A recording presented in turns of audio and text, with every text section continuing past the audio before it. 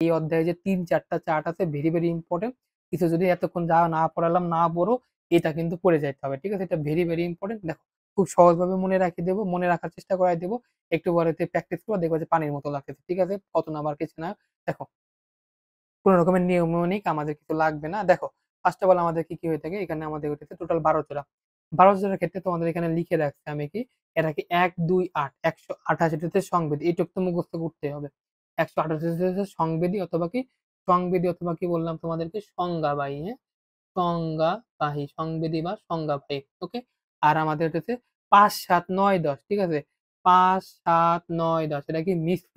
ঠিক আছে? তাহলে বাকি যারা থাকবে কি চেষ্ট। তুমি এভাবে পড়তে পারো অথবা তোমাকে অন্য ভালো তুমি যদি মনে করো যে চেষ্টটা পড়বা অন্যভাবে ওইভাবে চেষ্টটা মনে রাখতে পারো। বাট আমি এইভাবে পড়ি। এইভাবে পড়াটা ইজি। ১, ২, ৮ ওটা হচ্ছে আমাদের সংবেদী ১২৮, ৫, ৭, ৯ টা হইতেছে আমাদের মিশ্র এবং আমাদের ৩, ৭, ৯ টা যেটা ছিল সেটা কিন্তু প্যারাসিম্প্যাথেটিক ছিল। ওটার সাথে কিন্তু এটা মিলায়ও না। ঠিক আছে? মিশ্র কি ৫, ৭, ৯, ১০ নেওয়া হচ্ছে দেখো মিশ্র এই যে ১ নাম্বার কি দেখো সংবেদী, ২ নাম্বার কি সংবেদী এবং ৮ নাম্বার যেটা আছে এটা দেখো সংবেদী। আর বাকিগুলো দেখো মিশ্র। এই যে মিশ্র, এই যে মিশ্র ৫, ৭, ৯ টা ৫ কইরে এই যে ৫ টাই দিবেন না দেখো মিশ্র। ৭ নাম্বারটা কি? আমাদের ৭ নাম্বার যে ফেসিয়াল দেখছো মিশ্র। ঠিক আছে? বুঝতে পারছি ৫, ৭ নয় প্রশ্ন বলল যে নিচের কোনটি মিশ্র স্নায়ু নয়, নিচের কোনটি সংবেদী স্নায়ু, নিচের কোনটি আমাদের চেষ্টীয় স্নায়ু এইভাবে আসতে পারে। তাহলে ১, ২, ৮, ৫, ৭, ৯, ১০। এখন এইভাবে তো আসবে না ১, ২, ৮ দিয়ে। আসবে কি স্নায়ুর নাম দিয়ে। নাম কিভাবে মনে রাখবো? সবার আগে হইতেছে আমরা নামগুলা মনে রাখার চেষ্টা করি। পড়াবো। ঠিক আছে? দেখো আমার দিকে লক্ষ্য করো এবং এটাতে জিনিসগুলো চিন্তা করো। অলফ্যাক্টরি ১ নাম্বার ১ম এ দেখো মুখ অঞ্চলে আসে আমরা এভাবে বলবো। আমরা একটা ফুল বডি পড়তেছি দেখো মুখ অঞ্চলে আসি। অলফ্যাক্টরি মানে কি নাক। নাকে কি করে ঘ্রাণ নিয়ে থাকে। অলফ্যাক্টরি ফ্যাক্টেশন মানে অলফ্যাক্টেশন মানে কি ঘ্রাণ নেওয়া, কোনো কিছু ঘ্রাণ নেয়া। তাহলে ১ নাম্বার স্যারের নাম কি অলফ্যাক্টরি গেল। অলফ্যাক্টরি গেল। দেন আমরা যাবো কি ২ নাম্বারে। ২ নাম্বারে কি নাকের পরে হচ্ছে চোখ। কারণ চোখ দিয়ে কিছু দেখবে। তার মানে কি অপটিক্স নেও। অলফ্যাক্টরি এটাতে ২ এ গেলাম চোখ। চোখ মানে কি অপটিক্যাল যে টার্ম গুলো আছে অকুলেশন বা অপটিক্স এই জিনিসগুলোকে চোখের জন্য ইউজ করা হয়ে থাকে। ওকে, দেন আছে আমাদের অকুলোমোটর। দেখো অকুলোমোটরের কাজ কি? এই যে চোখ আছে, চোখের মধ্যে যে অক্ষি গোলকগুলো আছে না? অক্ষি গোলকটাকে আমাদের তো সঞ্চালন করতে হবে, তাই না? তাহলে অক্ষি গোলকের কি অকুলোমোটর, মোটর নামের মধ্যে মোটর আছে দেখো। টেস্টিও স্নায়ু, ঠিক আছে? অকুলোমোটর কি এটাকে আমাদের টেস্টিও স্নায়ু। তাহলে অকুলোমোটর কি এটাকে আমাদের ৩ নাম্বার। তারপরে আমাদের কি আছে? টকলিয়ার, ট্রাইজেমিনাল। এই টক লেয়ার কি করে থাকে? অক্ষি গোলকের সঞ্চালন করে থাকে। মাথায় রাখবা টক লেয়ার, ঠিক আছে? এরপরে আছে আমাদের ট্রাইজেমিনাল। ট্রাইজেমিনাল আমরা পরে আসতেছি। আমরা আসবো কি অ্যাবডুসেন। দেখো অ্যাবডুসেন কত নাম্বার হয়ে থাকে? অ্যাবডুসেন হয়ে থাকে ৬ নাম্বার। কেন দেখো? এই যে অ্যাপস আছে না অ্যাপস, অ্যাপস এর মধ্যে আমরা বলি না 6 প্যাকস অ্যাপস তো বাবা 6 প্যাকস অ্যাপস হইছে। মানে একদম পেটের এইখানে ৩টা করে। তাহলে অ্যাপস মানে কি 6 প্যাকস তার মানে কি অ্যাবডুসেন্স ৬ নাম্বারটা। আর অ্যাপস মানে মনে করো না যে এখানে সাপ্লাই দেয়। এটাও কি চক্ষুগুলোকে সঞ্চালন করে থাকে। তাহলে আমরা পাইলাম কি অকুলোমোটর, টকলিয়ার এবং অ্যাবডুসেন্স এরা কি করে থাকে? অক্ষিগুলোকে সঞ্চালন করে থাকে। বাকি থাকলো কি মাঝখানে ট্রাইজেমিনাল, ঠিক আছে? ট্রাইজেমিনাল পড়ছি না ট্র্যাপিজিয়াম, ট্র্যাপিজিয়াম পড়ছি না? ওই ট্র্যাপিজিয়ামের সাথে মাথায় রাখবা ট্রাইজেমিনাল ৫ নাম্বারটা, ঠিক আছে? তাহলে অলফ্যাক্টরি, অপটিক এখানে অপটিক গেল চোখকে ঘোরাচ্ছে কি অকুলোমোটর, টকলিয়ার। ৫ নাম্বার ট্রাইজেমিনাল বা ট্র্যাপিজিয়াম মনে রাখো। আর ৬ নাম্বার হচ্ছে 6 প্যাকস অ্যাবডুসেন্স, ঠিক আছে? এ পর্যন্ত আসছে ৬ নাম্বার। এখন গেল আমাদের এখানে শেষ হয়ে গেছে। এখন আমরা আসবো মুখ। মুখে কি আছে? ফ্যাসিয়াল। ফেসিয়াল না মুখে সাপ্লাই দেবে কি? ফেসিয়াল না, ঠিক আছে? মুখ কভার হয়ে গেল। এখন আসি আমরা কানে। কানে কি হয়ে থাকবে? এই দেখো কানে থাকবে আমাদের ভেস্টিবুলো কক্লিয়ার। ফেসিয়াল গুলো ভেস্টিবুলো কক্লিয়ার কি কানের মধ্যে একটা ইয়ে থাকে অন্তঃকর্ণে ভেস্টিবুলো এবং কক্লিয়ার থাকে। ওর সাথে ওই স্নায়ুটা না যুক্ত থাকে এটার নাম হচ্ছে ভেস্টিবুলো কক্লিয়ার বা অডিটরি স্নায়ু, ঠিক আছে? তাহলে আমরা কি বলবো? অডিটরি স্নায়ু অথবা ভেস্টিবুলো কক্লিয়ার ৮ নাম্বার। ৮ নাম্বার কি কান দিয়ে চিনি অডিটরি অথবা ভেস্টিবুলো কক্লিয়ার। গেল? আমাদের মুখের এই কাজকর্ম শেষ হয়ে গেছে। এখন হচ্ছে ৯ নাম্বার গ্লসোফ্যারিঞ্জিয়াল। গ্লসো মানে কি জিহ্বা, ফ্যারিঞ্জিয়াল মানে কি ফ্যারিঞ্জিয়াল টানটা মাথায় রাখবা গলবিল মানে এই গলার অংশকে আমরা কি বলা থাকে গলবিল। গ্লসোফ্যারিঞ্জিয়াল, ঠিক আছে? আর জিহ্বা এবং গ্লসোফ্যারিঞ্জিয়াল তাহলে কত নাম্বার হবে? এটা আমাদের হবে ৯ নাম্বার, ঠিক আছে? তাহলে দেখো জিহ্বা দিয়ে স্বাদ গ্রহণ, জিহ্বা গলবিলে সবগুলো এই কাজগুলো করে থাকে। এখন গেল গলা পর্যন্ত আমরা কমপ্লিট করে ফেলছি। এখন বাকি দেখো এই অংশ আমাদের। এই অংশের ক্ষেত্রে কি আসবে দেখো? ভেগাস। ভেগাসের ক্ষেত্রে আমরা করে থাকি ল্যারিঞ্জিয়াল ব্রাঞ্চ আছে, কার্ডিক ব্রাঞ্চ আছে, গ্যাস্ট্রিক, পালমোনারি। পাগলের প্রলাপ, পাগলের প্রলাপ কি? পাগল কি করে? ভক করে না পাগল? সবসময় ভক করে না। তাহলে পাগল কি করে থাকে? প দিয়ে কি? পালমোনারি, গ দিয়ে গ্যাস্ট্রিক, ক দিয়ে হইতেছে আমাদের কার্ডিয়াক, পাগলের প্রলাপের মধ্যে ল দিয়ে কি ল্যারিঞ্জিয়াল হয়ে থাকে, ঠিক আছে? পাগলের কথা সবসময় কি মনে রাখবে এভাবে পাগলের কথা, পাগলের কথা, পাগলের কথা। ঠিক আছে? প দিয়ে পালমোনারি, গ দিয়ে গ্যাস্ট্রিক, ল দিয়ে ল্যারিঞ্জিয়াল, ক দিয়ে কি আমাদের হচ্ছে কি বলে ওটারে কার্ডিয়াক। ঠিক আছে? ভালো করে লিখে দিই পাগলের সরি পাগলের তাহলে ভ্যাগাস কি করলো আমাদের? ভ্যাগাস হচ্ছে আমাদের এই ৪ টা এর ব্রাঞ্চ দিয়ে থাকে। তাহলে ভ্যাগাসের ক্ষেত্রে আমরা কি বললাম? ষড়যন্ত্র, এখানে ষড়যন্ত্র থাকে। তাহলে ষড়যন্ত্র, তারপরে কি এই ২ পাশে কি থাকে? লাংস থাকে। আমার লাংস মানে কি? পালমোনারি। লাংসের টার্ম তো পালমোনারি থাকে। তারপরে এখানে কি থাকে? হার্ট থাকে, কার্ডিয়াক। আর এখানে বরাবর থাকে আমাদের গ্যাস্ট্রিক গ্রন্থি। তাহলে কয়টা ব্রাঞ্চ হলো? ৪ টা ব্রাঞ্চ হলো। ঠিক আছে? ঠিক আছে। এতটুকু আমাদের কভার হয়ে গেল। এখন বাকি থাকলো কি? Spinal accessory. ঠিক আছে? এই যে আমাদের মাথা এবং কাঁধ, তাই না? এই যে মাথা এবং কাঁধ আছে না? এই কাঁধের সঞ্চালন কে করে থাকবে? Spinal accessory. অ্যাক্সেসরি যে অর্গান গুলো আছে স্পাইনালের পাশে মাথা এবং কাঁধে। ঠিক আছে? এতটুকু কমপ্লিট, বাকি ছিল হয়ে গেল। আর বাকি কি? হাইপোগ্লোসাল, আমাদের কি জিহ্বা। ওখানে কি গ্লসোফ্যারিঞ্জিয়াল ছিল, মানে গলবির পিছনের জিহ্বা, একদম ফুল জিহ্বা। ফুল জিহ্বাকে কন্ট্রোল করবে থাকবে হাইপোগ্লোসাল। ঠিক আছে? হাইপোগ্লোসাল একে জিহ্বার বিচলন বলা হয়ে থাকে, এবং এটা কি আমাদের হইতেছে কি বলে? জিহ্বার নড়াচড়া নিয়ন্ত্রণ করে থাকে। ঠিক আছে? তাহলে হাইপোগ্লোসাল, গ্লসা মানে কি? জিহ্বা। তাহলে আমরা এই পর্যন্ত কয়টা? এটা হচ্ছে আমাদের ১২ নাম্বার স্নায়ু। ঠিক আছে? তাহলে এই যে এতক্ষণ ধরে পড়লাম, বুঝতে পারছি একটু কি বললাম? আবার রিপিট করি, আবার চিন্তা করো। এরপরে তোমরা চেষ্টা করবে। ঠিক আছে? দেখো, ১ নাম্বার অলফ্যাক্টরি, ২ নাম্বার কি আমাদের? প্রথমে ঘ্রাণ নিচ্ছি। ২ নাম্বার কি আমাদের? ২ নাম্বার হচ্ছে আমাদের অপটিক। অপটিক মানে চোখ। চোখ দিয়ে হচ্ছে আমরা দেখি অপটিক। এবং চোখের সঞ্চালন কে করে থাকে? অকুলোমোটর, অকুলেশন। অকুলেশন মানে কি? দেখা। তো চোখের সাথে মিল আছে, অকুলোমোটর। ৩, ৪, ৬, ৩, ৪ নাম্বারটা কি? টকলিয়ার। অকুলোমোটর, টকলিয়ার। এরাও কি চোখগুলোকে সঞ্চালন করে থাকে। ৫ মনে রাখবে ট্রাপিজিয়াম, ট্রাইজেমিনাল। ঠিক আছে? Trapezium, trigeminal. ৬ নাম্বার কি? Six packs abducens.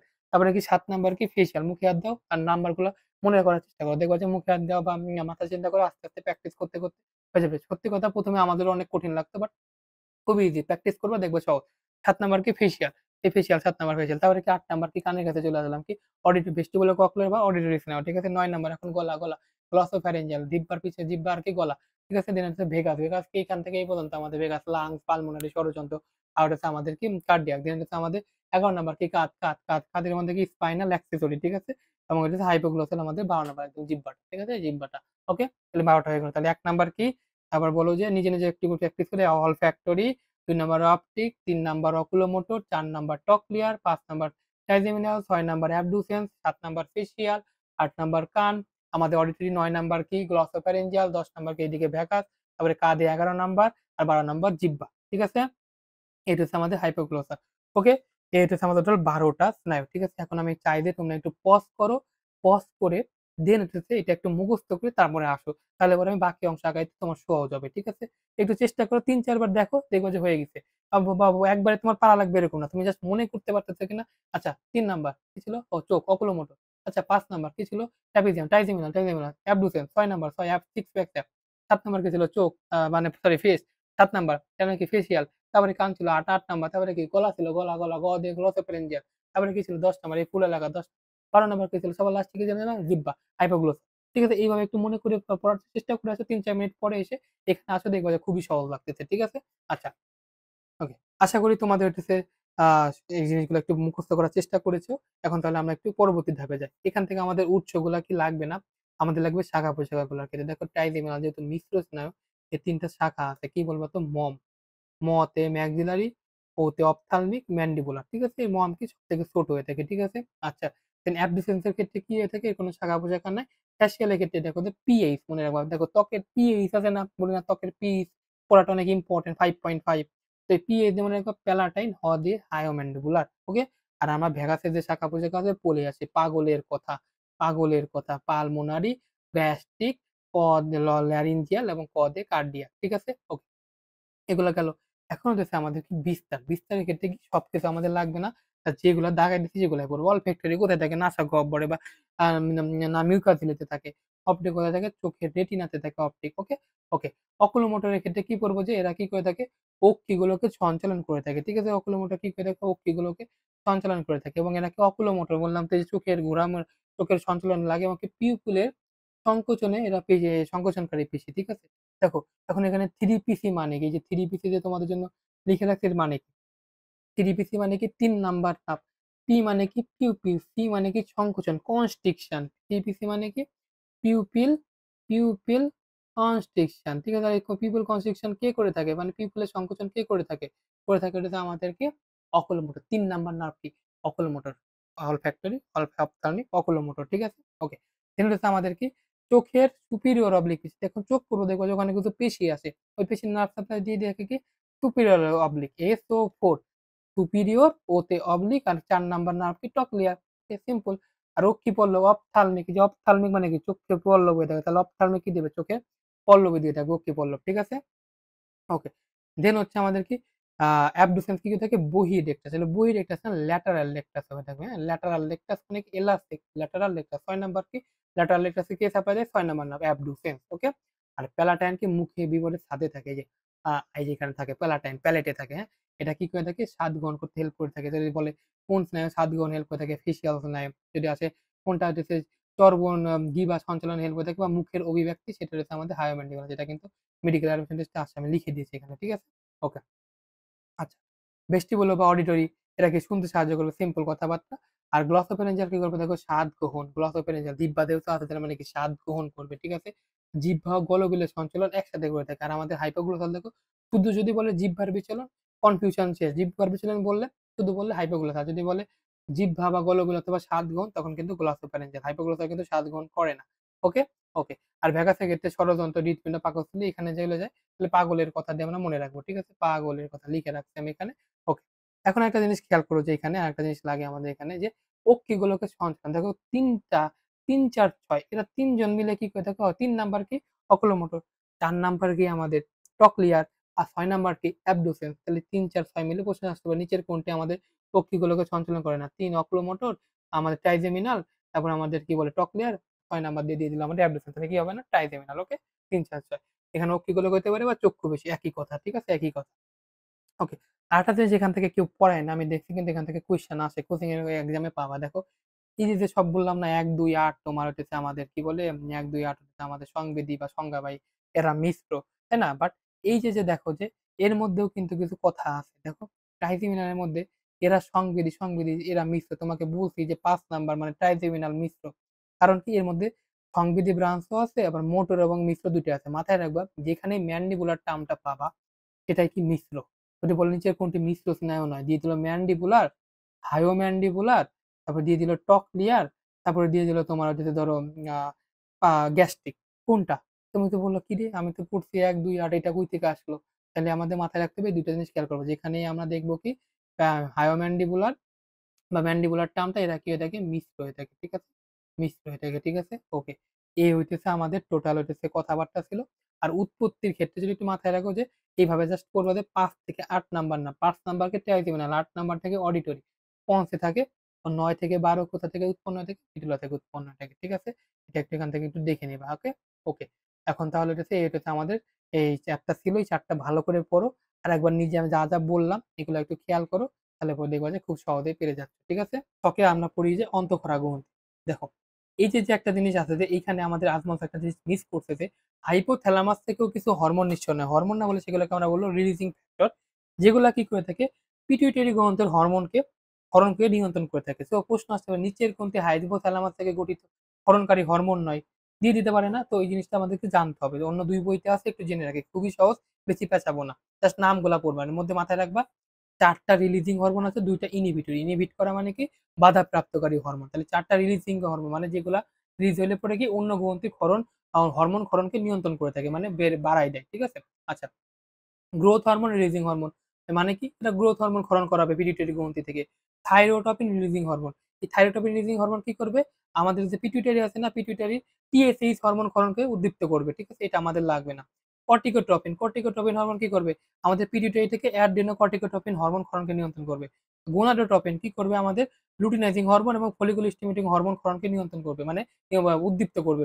আর সোমাটোস্ট্যাটিন এটা একটা নাম আছে গ্রোথ হরমোন ইনহিবিটরি হরমোন, ঠিক আছে। এটাকে আরেকটা নাম দিচ্ছে তালিম স্যার সোমাটোস্টেরন। এটা কি গ্রোথ হরমোন ক্ষরণকে রোধ করবে। ডোপামিন একটা অপর নাম পড়ে রাখবা প্রোল্যাক্টিন ইনহিবিটিং হরমোন, প্রোল্যাক্টিন ক্ষরণকে রোধ করবে। তাহলে টোটাল কয়টা হরমোন পাইলাম ৬টা। তার মধ্যে ৪ টা রিলিজিং ২ টা ইনহিবিটরি। এটা কি একটু বোঝার চেষ্টা করো। এটা কিন্তু আমাদের হাইপোথ্যালামাস। আমরা বলেছি যে হাইপোথ্যালামাসের সাথে কি পিটুইটারি গ্রন্থি কি এই হাইপোথ্যালামাস এর সাথে কিন্তু পিটুইটারি যুক্ত থাকে। এই হাইপোথ্যালামাস হচ্ছে আমাদের শরীরের বিভিন্ন চেঞ্জেসকে রেকর্ড করে। রেকর্ড করার পরে যখনই কোনো কিছু দরকার হবে তো কি সেই টাইপের হরমোন রিলিজ করার জন্য পিটুইটারিকে নির্দেশ দেবে। এই নির্দেশ দেয় কিসের মাধ্যমে এই হরমোনগুলোর মাধ্যমে। ধরো ওর গ্রোথ হরমোন লাগবে তাহলে কি করবে hypothalamus growth hormone releasing hormone release করবে। তার পরিপ্রেক্ষিতে আমাদের পিটুইটারি কি করবে গ্রোথ হরমোন রিলিজ করবে, ঠিক আছে। মেইনলি গ্রোথ হরমোনকে রিলিজ করার জন্য গ্রোথ হরমোন রিলিজিং হরমোনটা লাগবে, বুঝতে পারছি। তাহলে এইগুলো আমাদের টোটাল ৬টা আছে একটু মনে রাখার চেষ্টা করো। আচ্ছা, এখন আসি আমরা এখানে দেখো পিটুইটারি কোথায় অবস্থান মস্তিষ্কে।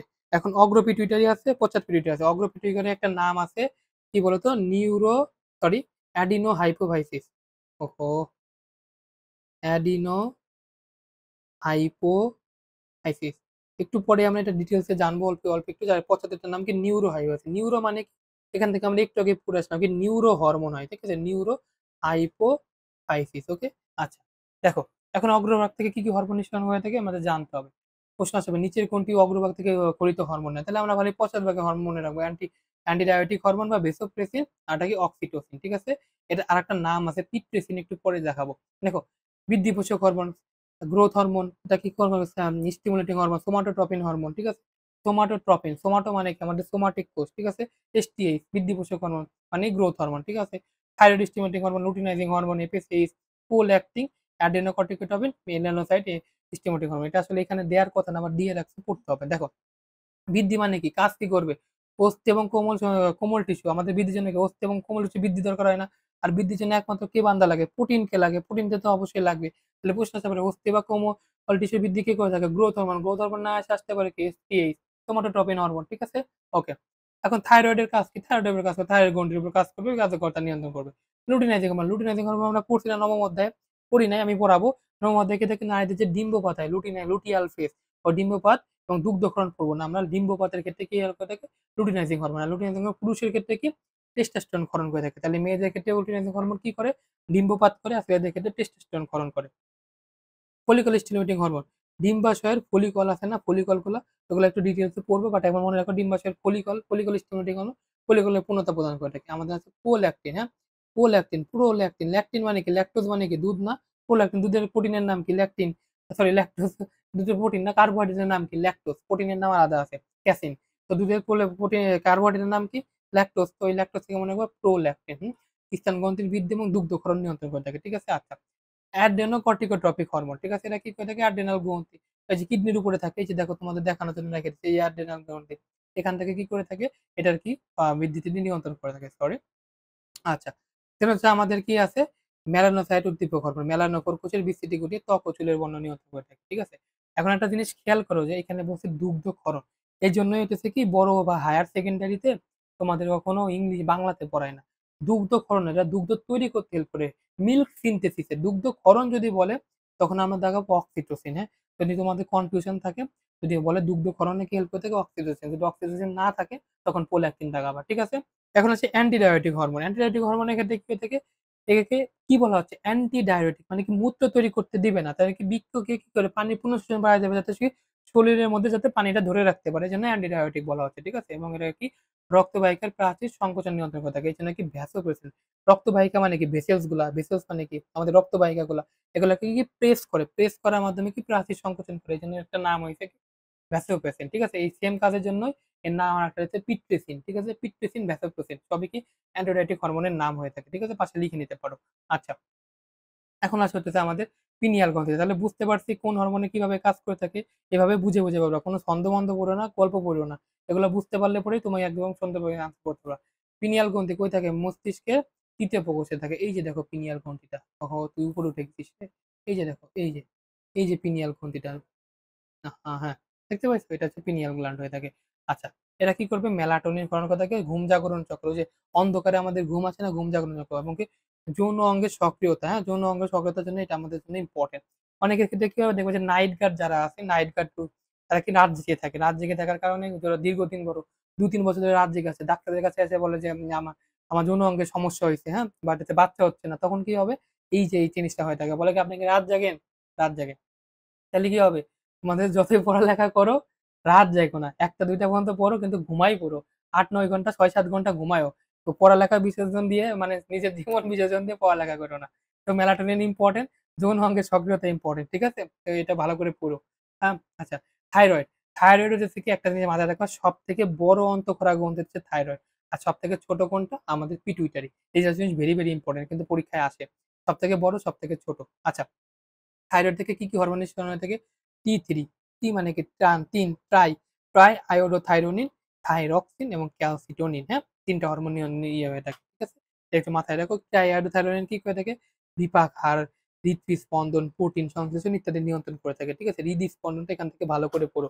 যেমন থাইরক্সিনের মধ্যে কি আছে, বৃদ্ধি নিয়ন্ত্রণ করে থাকে। দেখো আমাদের ক্ষেত্রে এই যে ২ টা হরমোন পাবো যেগুলো বৃদ্ধি নিয়ন্ত্রণ করে থাকে। একটা পাইলাম কি গ্রোথ হরমোন, এরা বৃদ্ধি নিয়ন্ত্রণ করে কোমল টিস্যুর বৃদ্ধি। আরেকটা পাইলাম কি থাইরক্সিন। তাহলে ২ টা হরমোন লিখে ফেলি। বৃদ্ধি কে করে থাকে? বৃদ্ধি করে থাকে আমাদের T4, থাইরক্সিন এবং সোমাটোট্রপিন হরমোন অথবা গ্রোথ হরমোন। ঠিক আছে? সরি, গ্রোথ হরমোন, হ্যাঁ? প্রশ্ন আসতে পারে। কোন ২ টি হরমোন? পারা যাবে না? পারা যাবে। আচ্ছা, দেখো। তারপরে আমাদের কি আছে এখানে? ক্যালসিটোনিন। এখন দেখো ক্যালসিটোনিন আর প্যারাথর্মোন আমরা একসাথে পড়ব। প্যারাথাইরয়েড কোথায় অবস্থান করে থাকে? এটা আমাদের লাগবে না। মানে থাইরয়েডের পিছনে, বুধালিতে পিছনে থাকে। প্যারাথাইরয়েড থেকে কি হরমোন নিঃসরণ হয়ে থাকে? প্যারাথর্মোন। এখন দেখো, যেকোনো একটাকে মনে রাখবা। ক্যালসিটোনিন অথবা প্যারাথর্মোন। ক্যালসিটোনিন কি করে থাকে? রক্তে ক্যালসিয়ামের মাত্রা নিয়ন্ত্রণ করে থাকে। দেখো, মাত্রা নিয়ন্ত্রণ মানে কি? এখানে নিয়ন্ত্রণ মানে বোঝাতেছে কি কমায় থাকে। ঠিক আছে? মাত্রা নিয়ন্ত্রণ মানে কি? কোনো কিছু বেড়ে গেলেও তাকে কমায় থাকে। ঠিক আছে? তাহলে আমাদের মনে রাখতে হবে ক্যালসিটনিক অ্যাসিড রক্তে ক্যালসিয়ামের মাত্রা কমায়। তার মানে কি? রক্তে ক্যালসিয়ামের পরিমাণ কমায় দেয়। তার মানে কোথায় নিয়ে যায়? বনে নিয়ে যায়। ঠিক আছে? আর প্যারাথর্মোন কি করে? ক্যালসিয়াম ও ফসফরাসের বিভাগ নিয়ন্ত্রণ করে। প্যারাথর্মোন হচ্ছে রক্তে ক্যালসিয়ামের পরিমাণ বাড়ায়, হ্যাঁ? বাড়ায়। তাহলে আমরা মনে রাখবো যেকোনো একটা দিয়ে ক্যালসিটনিক। ক্যালসিয়াম নাম, ক্যালসিয়াম কি করে থাকে? রক্ত থেকে সরায় নেয়। রক্ত থেকে কমায় দেয়। রক্তে ক্যালসিয়ামের মাত্রা নিয়ন্ত্রণ করে থাকে। আর প্যারাথর্মোন কি করে? রক্তে ক্যালসিয়ামের মাত্রা বাড়ায়। যেকোনো একটা মনে রাখ।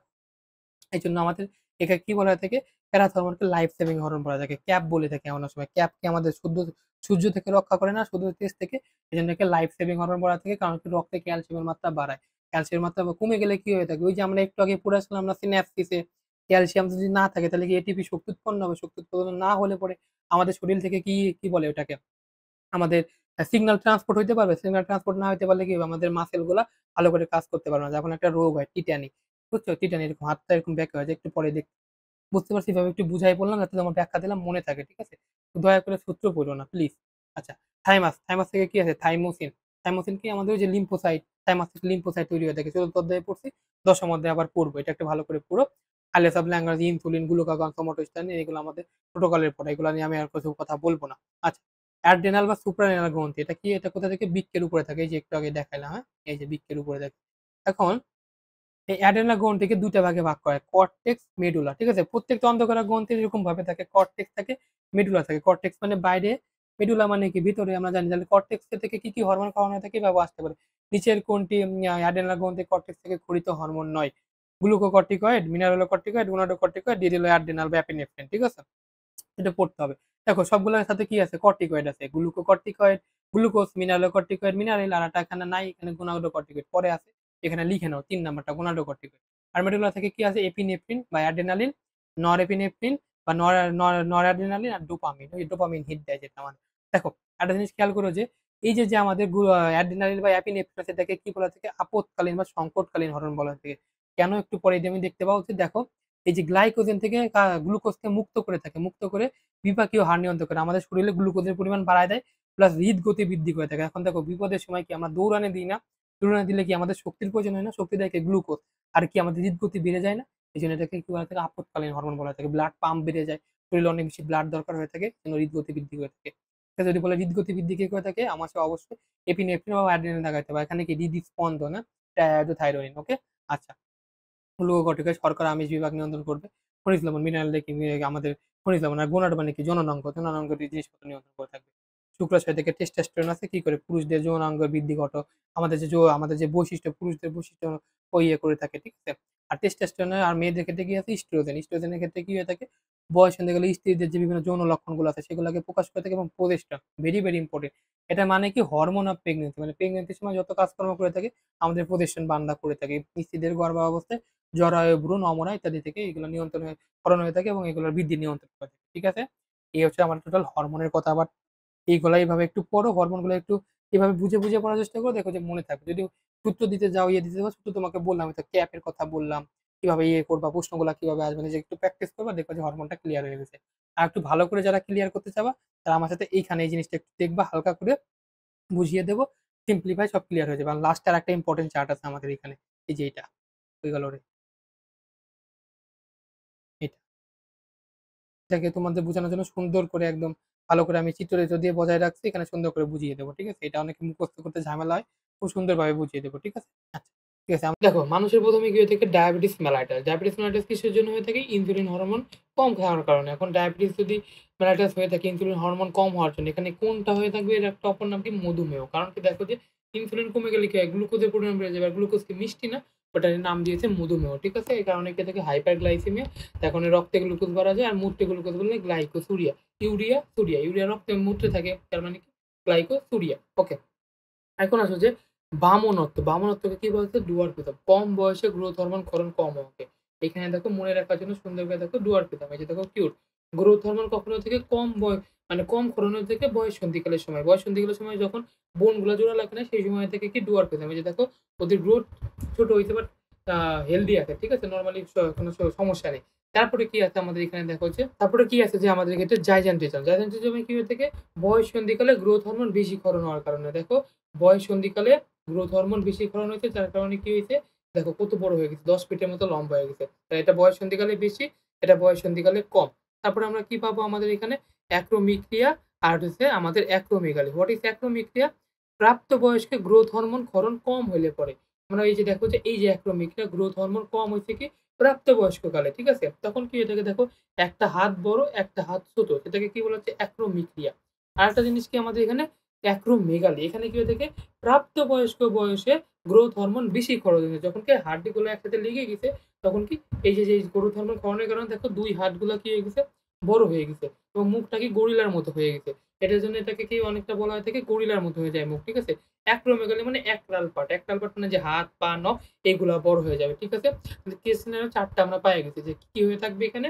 দেখো যে এখানে ডোয়ার্ফিজম, এখানে অ্যাক্রোমেগালি, অ্যাক্রোমিক্রিয়া এবং জাইজেন্টিজম কম বেশি। ঠিক আছে? এখান থেকে ছবিতে সুন্দর করে দেওয়া আছে। ছবি দেখে মনে রাখার চেষ্টা করবে। আচ্ছা, একটা জিনিস এখান থেকে প্রশ্ন আসে যে কোন রোগের ক্ষেত্রে আমাদের হাইপারগ্লাইসেমিয়া দেখা যেতে পারে বা গ্লাইকোসুরিয়া ঘটতে পারে? দিয়ে দিল ডায়াবেটিস ইনসিপিটাস, বামনত্ব, জাইজেন্টিজম না অ্যাক্রোমিক্রিয়া। তোমরা জায়গায় দিবা ডায়াবেটিস ইনসিপিটাস। কিন্তু না, ডায়াবেটিসের ক্ষেত্রে যে হাইপারগ্লাইসেমিয়া ঘটে এরকম না। আরো কি কারণে হতে পারে? জাইজেন্টিজমের কারণে। কারণ এখানে কোন হরমোন থাকে? Growth hormone. আর গ্রোথের জন্য কি লাগে? গ্লুকোজ বেশি লাগে না? এটা রক্তে অনেক পরিমাণে গ্লুকোজ বাড়ায় দেয়। তার কারণে কি হাইপারগ্লাইসেমিয়া অথবা গ্লাইকোসিরিয়া হইতে পারে। ঠিক আছে? এটা একটু জেনে রেখো। আচ্ছা।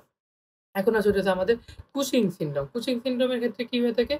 দেখো কুশন আছে না আমাদের সোফা আছে না, সোফায় কুশন আছে না? যে কুশনগুলো কি নরম তুলতুলে হয় না? তো ওই তুলতুলে নরমের কথা দিয়ে আমরা মনে রাখবো। দেখো এখানে কুশিং সিনড্রোমের ক্ষেত্রে কি হয়ে থাকে? একটা রোগীর এই যে মুখমণ্ডল, ঘাড় এবং পেটে চর্বি জমা হয়ে থাকে অনেক বেশি পরিমাণে। দেখো এই যে মুখমণ্ডল, পেট এবং ঘাড় এটা একটা নাম আছে মুন ফেস, হ্যাঁ? এটা শুনে থাকবা। এবং এখানেও দেখো হাইপারগ্লাইসেমিয়া এবং গ্লাইকোসিরিয়া হয়ে থাকে।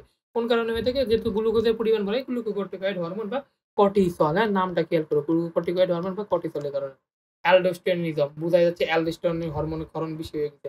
তার কারণে কি রক্তের প্লাজমা বেড়ে গেছে এবং সোডিয়াম আয়ন বেড়ে গেছে, পটাশিয়াম আয়ন হ্রাস পেয়ে পাইছে। আমরা তো জানি অ্যালডোস্টেরন সোডিয়াম আয়ন শোষণ বাড়ায় এবং কি হয়ে থাকে পটাশিয়াম আয়নের টেচন বের করে দেয়। মানে বেশি কমায় দেয়। আচ্ছা, এখন হচ্ছে অ্যাড্রিনাল ভিরিডিজম এবং ইউনোচোয়েডিজম। এই ২ টা আমাদের লাগবে না। অ্যাড্রিনাল ভিরিডিজম কি হয়ে থাকে? মেয়েদের কি সেক্স কর্টিকয়েড হরমোন মানে ছেলেদের যে হরমোন অ্যান্ড্রোজেন হরমোন সেই হরমোনগুলা বেশি ক্ষরণের কারণে মেয়েগুলা ছেলের মতো হয়ে যায়। ঠিক আছে? ছেলের যে বৈশিষ্ট্যগুলো সেইভাবে হয়ে যায়।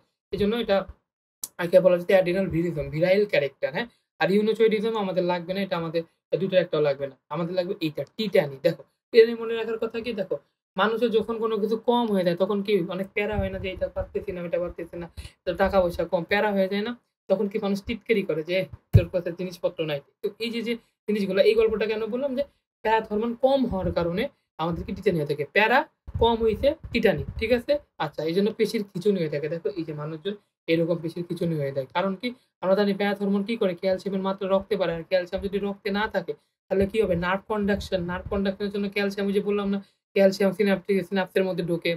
ওখান থেকে আমাদের ভেসিকল থেকে আমাদের নিউরোট্রান্সমিটার বের হয়। নিউরোট্রান্সমিটার বের হয়ে গিয়ে সিগন্যালটা কন্ডাকশন এর ফলে কি পেশি ভালো মতো কাজ করে। যদি ক্যালসিয়াম না থাকে তাহলে কি পেশিতে খিঁচুনি হবে। ঠিক আছে? আচ্ছা, এখন অস্টিওপোরোসিস তাহলে উল্টা। প্যারাথ হরমোন ক্ষরণ বেশি হইলে পরে কি হয়ে থাকে? রক্তে ক্যালসিয়াম বেড়ে যায়। ঠিক আছে? বনে না কিন্তু রক্তে ক্যালসিয়াম বেড়ে যায়। রক্তে যদি ক্যালসিয়াম বেড়ে যায় তাহলে কি বনে কমে যাবে? কারণ আমরা জানি যে প্যারাথর্মোন কি করে? বোন থেকে ক্যালসিয়ামকে রক্তে নিয়ে আসে। তাহলে কি বোন ক্ষয় হবে না? অস্টিওপোরোসিস হবে। ঠিক আছে? আচ্ছা, যেকোনো একটা মনে রাখবা, উল্টাই দিবা। এখন হচ্ছে ক্রিটিনিজম। ক্রিটিনিজম কাদের হয়ে থাকে? বাচ্চাদের হয়ে থাকে, তাই না? বাচ্চাদের ক্ষেত্রে কি হয়ে থাকে যে আমরা পড়ে থাকি যে হাইপোথাইরয়েডিজম এর জন্য। এখন দেখো কোন কিছু বাচ্চাদের যদি এরকম দেখতে হয়ে যায়, দেখছো? অন্যরকম ডিফারেন্ট টাইপের দেখতে হয়ে থাকে। তখন কি হয়ে থাকবে? মানুষজন ওকে ক্রিটিসাইজ করবে যে, "তুই এরকম দেখতে কেন রে? তোর তো খারাপ চেহারা।" এরকম বলবে। তখন কি এটাকে ক্রিটিনিজম। তাহলে কি হাইপোথাইরয়েডিজম হইলে পরে কি হবে আমাদের? ক্রিটিনিজম। কিসের জন্য হয়ে থাকে? Thyroxine hormone. মানে কি থাইরয়েড হরমোনের জন্য। ঠিক আছে? আচ্ছা, মিক্সিডেমা। এটাও কি বয়স্কদের কি হাইপোথাইরয়েডিজম হয়ে থাকে কাদের? তখন তাদেরকে কি বলা হয়ে থাকে? মিক্সিডেমা। মিক্সিডেমা দেখো বয়স্ক মানুষজন কি পড়ে? মেক্সি পড়ে না? মা বোনরা ম্যাক্সি পড়ে না। তো এটাতে মনে রাখবা যে বয়স্ক মানুষদের হইলে পরে কি বলা থাকে মিক্সিডেমা। এই মিক্সিডেমার ক্ষেত্রে দেখো যে মানুষজনের চেহারাটা এরকম হয়ে যায়। মুখ গোল হয়ে যায়, ব্যাগিং অফ দি আই নিচে ব্যাগের মতো হয়ে থাকে। হ্যাঁ? এগুলা T4 হরমোনের জন্য এটা হয়ে থাকে। আচ্ছা, মিক্সিডিমার ক্ষেত্রে খুবই ইম্পোর্টেন্ট একটা জিনিস আছে এখানে দেখো যে মিক্সিডিমা যদি হয় আওয়াজকে ব্যাঙের মতো কর্কশ হয়ে যায়। খুবই ইম্পোর্টেন্ট এবং ১২ থেকে ১৪ ঘন্টা মানুষজন ঘুমায়। এই ২ টা জিনিস জানতে হবে যে প্রশ্ন আসতে পারে ব্যাঙের মতো কর্কশ হয়ে যায় কোন রোগের ক্ষেত্রে? তখন কিন্তু বলতে পারতে হবে মিক্সিডিমার ক্ষেত্রে। ঠিক আছে? সাধারণত এটা বেশি মেয়েদের হয়ে থাকে। ঠিক আছে? আচ্ছা, ঠিক আছে। দেন রয়েছে আমাদের সাধারণ গলগণ্ড। দেখো বলছে খাদ্যে আয়োডিনের অভাব হলে থাইরক্সিনের ক্ষরণ কম হয়ে থাকে। দেখো আমাদের যে গলগণ্ড হচ্ছে সেটা হাইপারথাইরয়েডিজমের জন্য হইতে পারে, আবার থাইরক্সিন হরমোন কম হওয়ার জন্য হইতে পারে। ঠিক আছে? ২ টা কারণে হইতে পারে। বাট স্যার এখানে যেহেতু বলছে থাইরক্সিন কম হওয়ার জন্য তাই আমরা এটাই পড়ি। তাহলে সাধারণ গলগণ্ড কিরকম হয়ে থাকে দেখতে? এই যে দেখো গলগণ্ড এরকম কয়টা আয়োডিনের অভাব হয়ে গেছে। বলে না যে সমুদ্রের তীরে মানুষজন এর ওইখানে আয়োডিন বেশি থাকে আর দূরত্ব সমুদ্রের দিক থেকে দূরে যাওয়া, আয়োডিন যত কম থাকবে তখন কি রংপুরে মানুষজন দেখবা যে গয়টার বেশি হয়ে থাকে। কারণ আয়োডিন অনেক কম থাকে।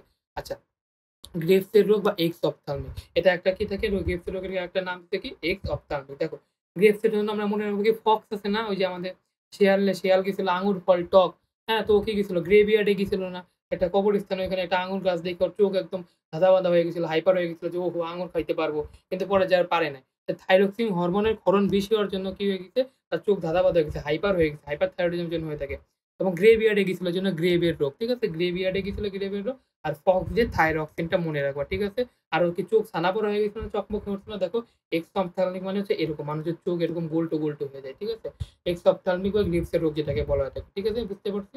আচ্ছা। আর অ্যাডিসন রোগ দিয়ে আমরা মনে রাখবো কি অ্যাডিসন, এডিএরসন। এডিএরসনকে মনে থেকে চিকন হয়ে থাকে।